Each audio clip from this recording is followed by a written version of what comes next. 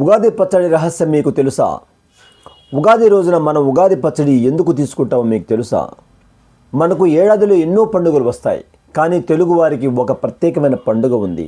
ఆ పండుగ ఒకేసారి గతాన్ని, వర్తమానాన్ని, భవిష్యత్తుని దర్శింపజేస్తుంది. దీనిని మన పూర్వీకులు ఉగాది పండుగ రూపంలో మనకు అందించారు. ఉగాది అంటే యుగం మొదలు అనే అర్థం. అంటే సృష్టికర్త ఈ సృష్టిని మొదలుపెట్టిన రోజున యుగాది అని దాని అర్థం. ఇక ఉగాది పచ్చడి రహస్యం గురించి చెప్పాలంటే ఇది షడ్రుచుల సమ్మేళనం. ఉగాది రోజున ఉగాది పచ్చడి మనకు ఒక జీవిత సత్యాన్ని తెలియజేస్తుంది.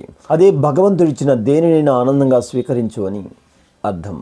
ఒక జర్నలిస్టుగా, ఒక సనాతన ధర్మ పక్షపాతిగా మన భారతీయ ప్రతి పండుగ అర్థం, పరమార్థం గురించి పరిశోధనాత్మక వీడియోలు చేయబోతున్నాను. ఈ జ్ఞానం మీకు కావాలంటే ఈ మన ఛానల్ని ప్రతి ఒక్కరూ సబ్స్క్రైబ్ చేసుకోండి. జై హింద్.